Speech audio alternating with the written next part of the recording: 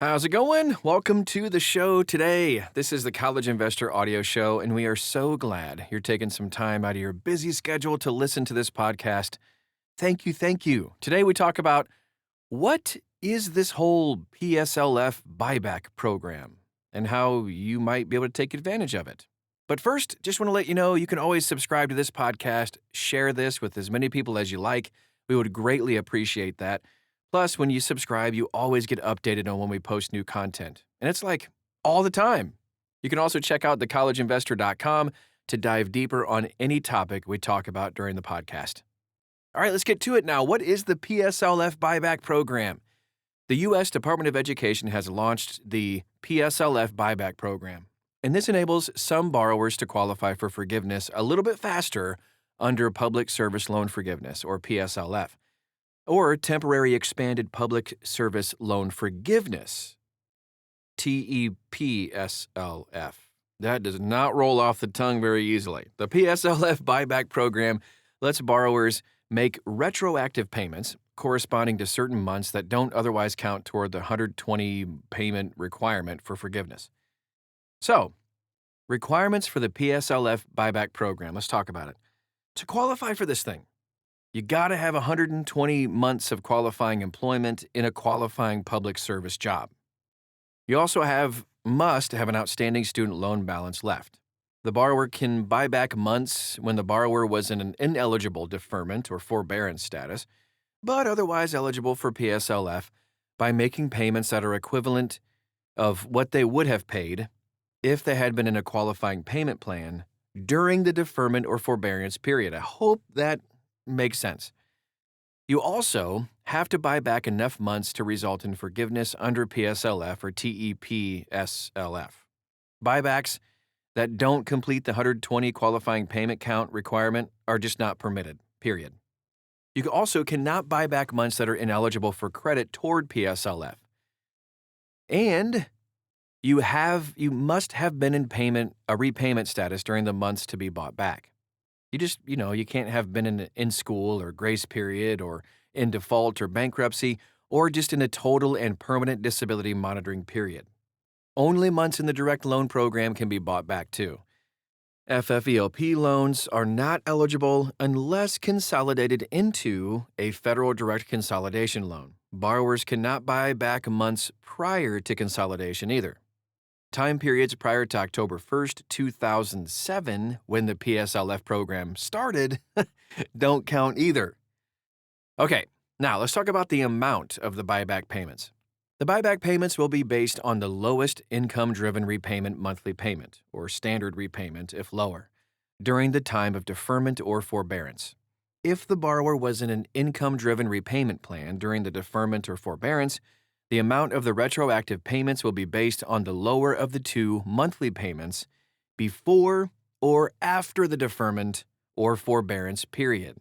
If the borrower was not in an income-driven repayment plan, they will need to provide a copy of their federal income tax returns for each tax year during the relevant time periods. They also have to provide a statement listing their family size during each of the relevant time periods. The lowest calculated income-driven repayment amount based on the tax returns during the deferment or forbearance period will apply to this whole buyback program thing. Otherwise, the standard 10-year repayment plan's monthly payment will apply if it's lower. If you would have been eligible for a zero monthly payment, no payments will be required under the PSLF buyback program for the months during which you qualified for that zero payment. This can happen when the borrower's income during the prior tax year was below a certain multiple of the poverty line. For Parent Plus loans, the buyback program will be the standard 10-year repayment plan, unless the Parent Plus is in a federal direct consolidation loan. And in that case, the income contingent repayment or ICR plan payment amount will be used if it's lower than standard repayment amount. Note this as well, that Parent Plus loans are actually eligible for PSLF, but not TEPSLF. Here's a quick tip. Wait for IDR payment account adjustment first. The one-time IDR payment count adjustment may increase the number of payments that count toward PSLF and income-driven repayment. This is a good thing. The payment count adjustments include the following: Some months in forbearance, such as forbearances of 12 or more consecutive months or 36 or more cumulative months, economic hardship deferment, military deferments in 2013 or later, and then any months in a deferment other than in-school deferments prior to 2013.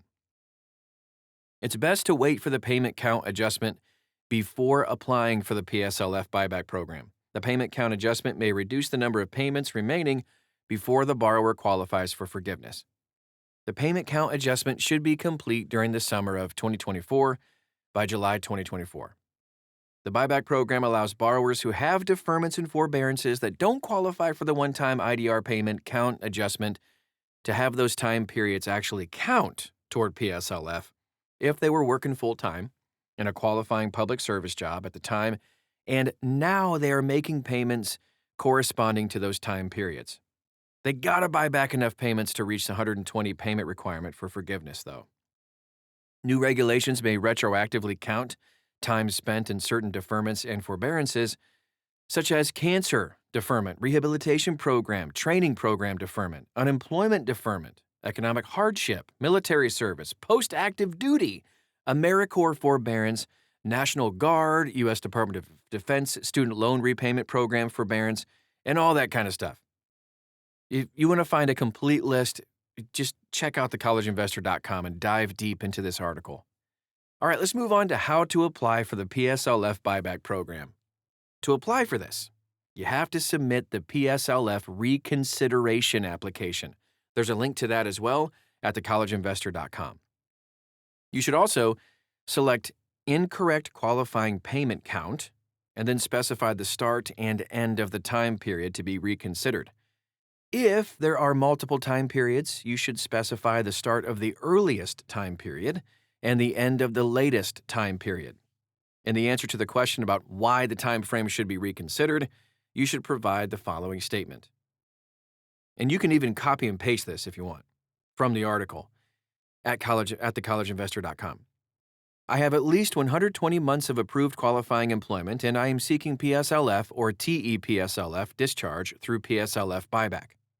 Please assess my eligibility for PSLF buyback. That's it. If the borrower is eligible for the PSLF buyback program, you're going to receive a PSLF buyback agreement to pay the specified months as part of the buyback. It's going to specify the total buyback amount. The borrower has to pay the amount within 90 days of the approval date on the agreement. So, you also must continue to make payments until the buyback is approved and you've made the buyback payments. If the payments exceed the amount specified in the buyback agreement, the excess payments will be refunded to the borrower, assuming that the borrower has no other outstanding federal student loans. For more information on this, you can contact the U.S. Department of Education, not the loan servicer. So important that you know that. Here are some other options. There will be an IDR buyback program that's similar to this PSLF, but the months that can be bought back will differ. The IDR buyback program will not be available during the summer 2024. Borrowers who haven't had 120 months, by the way, of qualifying employment, just not eligible for the buyback program. But you can make a lump sum payment to repay for up to 12 months of future PSLF payments until your next income-driven repayment plan certification date. These months will count towards your forgiveness once you have certified your qualifying employment with a qualifying employer during the 12-month period. Certification of qualifying employment cannot be done in advance. The U.S. Department of Education also publishes a list of other student loan programs at studentaid.gov/forgiveness. You can find that link, links to everything else. It's so much. It's packed full of information at thecollegeinvestor.com. Copy-paste the title of this podcast right into the search bar and you'll find it. Follow us all over social media if you ever have any questions or comments, anything at all. We'd love to help you in your money journey. We want to walk you through all of this stuff. You can find us at The College Investor. Just search that pretty much anywhere you are. We're there too. Thanks for stopping by today, and we'll talk to you again real soon.